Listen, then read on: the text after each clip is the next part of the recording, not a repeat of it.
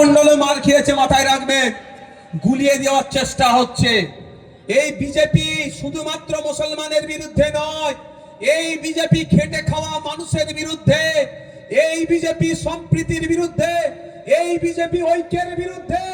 তাই এই বিজেপির বিরুদ্ধে সকলকে ঐক্যবদ্ধ লড়াই করতে হবে। ওরা কি করেছে, ওদের অপরাধটা কি? ও যেখানে ওরা সারা বছর ওখানে প্যাটিস বিক্রি করে, লোকজন আছে একটু প্যাটিস বিক্রি করে, ওই প্যাটিসটা নাকি চিকেন প্যাটিস ছিল, ওই জন্য মার খেতে হয়েছে। এবার আপনাকে বলি, ওই যে ছোলা নাকি বিক্রি করছিল এখানে, ওকে আমার যদি আমার না ভালো লাগে, আমি কি বলবো, ভাই এখান থেকে তুমি চলে যাও, ডিস্টার্ব হচ্ছে। এর থেকে বেশি কিছু বলা যাবে কি? ভাই তুমি চলে যাও। তা না করে যদি দুমদাম মার দেওয়া হয়, এটা মানে কোথায় দাঁড়াচ্ছে? তো গীতা পাঠের অনুষ্ঠানে চিকেন নাকি খাওয়া যাবে না। আমার হিন্দু সমাজ সম্পর্কে অত ডিপলি আমার ধারণা মানে জ্ঞান নাই, আমি গীতা ডিপলি পড়িও নি, সুতরাং আমি বলতে পারবো না ওখানে লেখা আছে কি না নাই, আমি এই বিতর্কে যাব না। তারপরেও বলছি, যদি মনে করে ওখানে চিকেন খেলে অপরাধ, তাহলে ওকে বলা দরকার, ভাই তুমি চলে যাও, এখানে এসব বিক্রি করবে না। তার পরিবর্তে হামলা চালালো, প্রাণঘাতী হামলা, মব লিঞ্চিং করা হলো, তাকে ধরেনি। যখন আপনি আমি ফেসবুকে লেখালেখি, সোশ্যাল মিডিয়া, গণমাধ্যমে যখন এটা নিয়ে চর্চা হচ্ছে, তৃণমূলের যখন সমালোচনা করা হচ্ছে যে বিজেপির যে ওই যে সাম্প্রদায়িক শক্তির বিরুদ্ধে ব্যবস্থা কেন নেওয়া হচ্ছে না, আমরা দেখলাম ভোরের বেলা গ্রেফতার করলো, সকাল বেলায় প্রায় জামিন পেয়ে গেল, নতুন ভোর আসলো না, জামিন পেয়ে গেল। এটা বুঝতে হবে। তা আপনি আমি চেষ্টা করছি বিজেপিকে আটকাবো, আপনি আমি একা আটকাতে পারবো না। যদি সরকার না চায়, যদি এই সরকার থাকে, বিজেপিকে আটকানো যাবে না।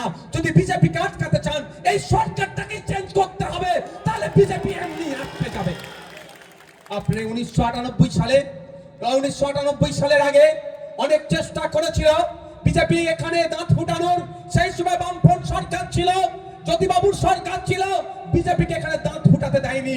যতবারই বিজেপি নামক চারা গাছ বপন করেছে, জ্যোতিবাবু তখনই বিশেষ ফেলে দিয়ে চারা গাছকে নির্মূল করেছে। তখন বিজেপি দেখলো এইভাবে সম্ভব নয়, সেই সময় কংগ্রেস থেকে মমতা ব্যানার্জিকে বার করে এই বিজেপি লাল কৃষ্ণ আডবাণী, অটল বিহারী বাজপেয়ী জিরা মমতা ব্যানার্জির হাতে নতুন দলের ঝান্ডা তুলে দিল বিজেপিকে প্রমোট করার জন্য। এই ক্যামেরা হচ্ছে প্রমাণ। আমি যদি মিথ্যা কথা বলি, আমাকে ছাড়বে না। আমার নামে মিথ্যা 20খানা মামলা হয়ে গেছে, 20টা মামলা হয়েছে। আর আমি যদি এখন ওদের নামে মিথ্যা কথা বলি, আমাকে ছেড়ে কথা বলবে না। তাই 1998 সালে বিজেপি দায়িত্ব নিয়ে তৃণমূল কংগ্রেসের জন্ম দিল, যাতে পশ্চিম বাংলায় বিজেপি চাষ করার জন্য অনুকূল পরিবেশ তৃণমূল তৈরি করে। তার প্রমাণ হচ্ছে 2011 সালের আগে পশ্চিম বাংলায় বিজেপি বলে কিছু আমরা জানতাম না। যারা বাপের বয়সী বাপেরা মায়েরা আছেন, মায়ের বয়সী আছেন, বলুন 2011 সালের আগে বিজেপি বলে কিছুই ছিল না। যেই তৃণমূল ক্ষমতায় আসলো, বিজেপি সেই ঘর থেকে বার হলো, সেই বিজেপি তার আসল রূপটা দিল। এতদিন পর্যন্ত মমতা ব্যানার্জি চাষ করেছে। তাই মাথায় ঢুকিয়ে নিতে হবে, যদি বিজেপিকে আমাকে হারাতে চাই, তৃণমূলকে আমাকে হারাতে হবে। যদি বিজেপিকে দুর্বল করতে চাই, তৃণমূলকে দুর্বল করতে হবে। পুরোপুরি যদি পশ্চিম বাংলায় বিজেপির এই সাম্প্রদায়িকতার বিরুদ্ধে যদি লড়তে চান, এই সরকারটাকেই পরিবর্তন করতে হবে। নতুন সরকার আনতে হবে, যে সরকার সম্প্রীতির ঐক্যের প্রশ্নেতে তারা সব সময় নো টলারেন্স, জিরো টলারেন্স, অর্থাৎ সম্প্রীতি ঐক্যকে যে বিনষ্ট করবে তার বিরুদ্ধে কঠোর ব্যবস্থা নেবে, এই সরকার আনতে হবে।